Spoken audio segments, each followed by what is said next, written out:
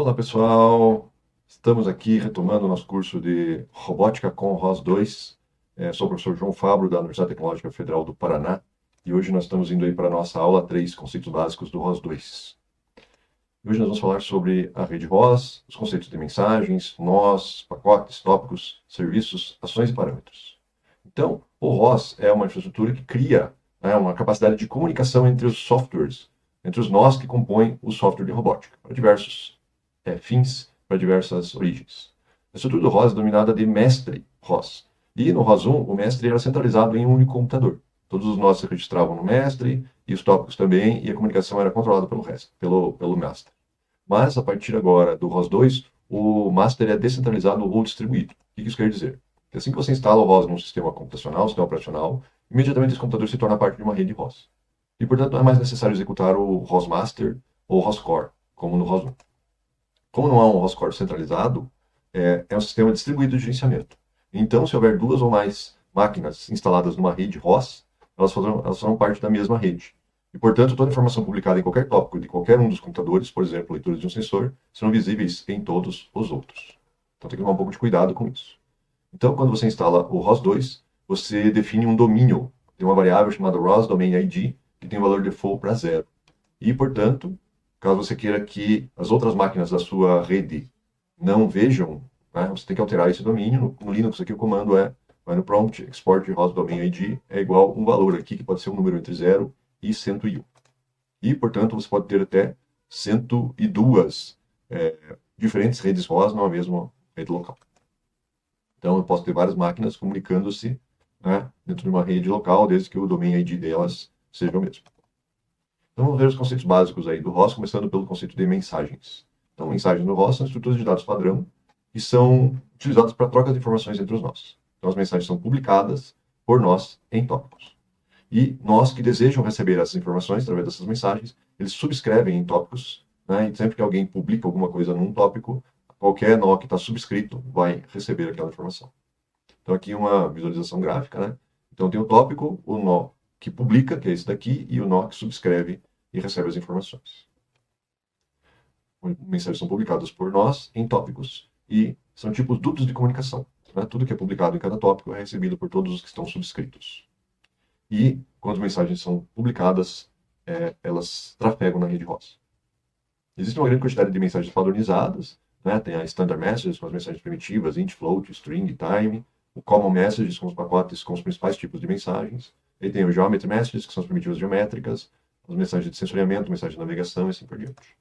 Aqui um exemplo de uma mensagem que é composta, no caso aqui desse lado, a mensagem twist, né? Ela é composta por 6 números do tipo float 64, sendo 3 chamados linear, linear x, linear y, linear z, e 3 angular, angular x, angular y e angular z. E aqui uma outra mensagem um pouquinho mais complexa, que é a mensagem de odometria.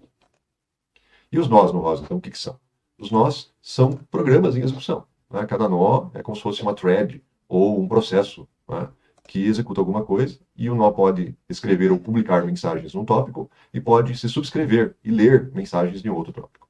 E o mesmo nó pode fazer as duas coisas, né? Obviamente, ele tem que ler de alguns tópicos e escrever em outros.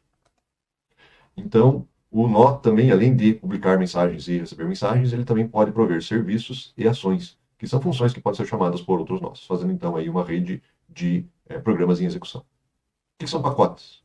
São conjuntos de nós, né? Então, usualmente a gente agrega um conjunto de nós que são utilizados para realizar uma determinada funcionalidade num pacote. O pacote, além de nós, pode ter também mensagens, serviços, ações, e os nós são codificados em C++ e Python, portanto, os pacotes também. O que são tópicos? Eu falei, canais de comunicação de mensagens. Quando um nó de um tipo publicador é executado, ele cria um tópico. Né? Quando tem lá uma possibilidade de publicar, ele já cria o tópico na hora que ele é inicializado.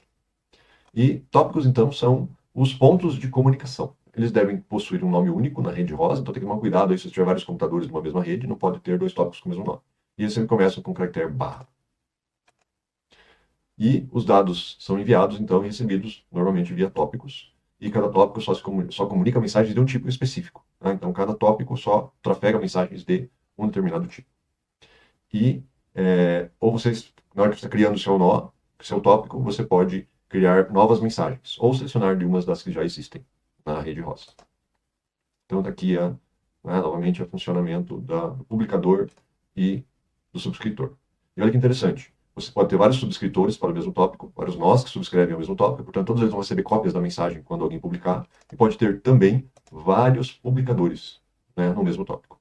Vários nós que publicam no mesmo tópico, e cada mensagem que chega aqui no tópico vai ser replicada para todos os subscritores. Para maiores detalhes, tem aqui informações na documentação do ROS, especificamente para o JASE, que é o que estamos utilizando aqui nesse curso de ROS 2. Serviços, o que são? São outra maneira síncrona dos nossos se comunicarem. Então, ao invés de mandar informações por tópicos e o outro receber, você pode fazer chamadas de serviços. É como se fosse chamada de função. Então, um nó pode prover serviços e o outro nó pode chamar esse serviço. A característica do serviço é como se fosse uma chamada de função. O nó que chama, ele espera o processamento e espera a resposta. Por isso, diz aqui que é um relacionamento síncrono entre nós. E ao chamar de serviço, o nó aguarda a resposta antes de continuar a sua execução. Aqui uma representação, né? O nó cliente faz um pedido de um nó que tem o serviço. E ele espera a resposta, né, para depois continuar o seu processamento. Ações são uma novidade do ROS 2, que não tinha no ROS 1. Então, ações ou actions são uma alternativa assíncrona ao uso de serviços. Então, um nó pode prover ações e um outro nó pode chamar uma ação de outro. E o nó chamador não aguarda a resposta, mas pode monitorar o andamento da sua execução. Então, aqui tem visualização gráfica, né? Então, um nó provedor, ele cria um action server.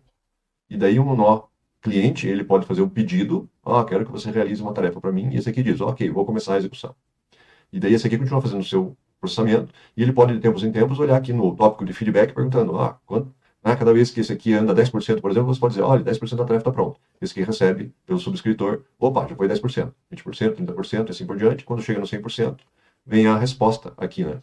Então, o nó que foi chamado, que pede, né, o nó que provê a action, ele envia uma resposta, né? E esse cara aqui pode, no momento do seu interesse, vir aqui e pedir essa resposta, né? Então, essa resposta fica guardada aqui até a hora que ela é requisitada pelo cliente. Então, é bem diferente do mecanismo de serviços, bem mais flexível, bem mais complexo.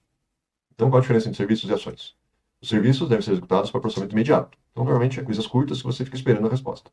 E é, portanto, síncrono. E já as ações são adequadas para uma execução assíncrona, coisas mais complexas, demoradas. Então, por exemplo, você pode querer que um robô vá até uma determinada posição. E daí você fica monitorando se ele já chegou lá, né? E daí, quando chegou, né, o nó que requisitou isso daí é informado, está executada a sua ação, está completada a sua ação. Parâmetros, que é o último conceito. O ROS permite que você armazene, consulte e altere parâmetros de configuração de cada nó. Então, cada nó define lá quais são os parâmetros e outros nós podem consultar e alterar. No ROS 1, isso tinha um servidor global de parâmetros. Agora não. Cada nó tem os seus parâmetros que podem ser alterados, né? Esse servidor ele controla essas alterações, mas os parâmetros são agora de cada nó, diferentemente dos parâmetros globais que tinha no ROS 1. Né? E também podem ser acessados e manipulados por todos os outros nós, como já existia no ROS 1. Então, hoje falamos aí sobre os conceitos básicos do ROS, basicamente iguais ao ROS 1, com exceção aí talvez de ações e umas modificações aqui nos parâmetros, né? E na próxima videoaula vamos falar sobre a instalação do ROS 2, a versão JASE, no Ubuntu 24, e começar a trabalhar de forma mais prática. Obrigado pela atenção, até breve.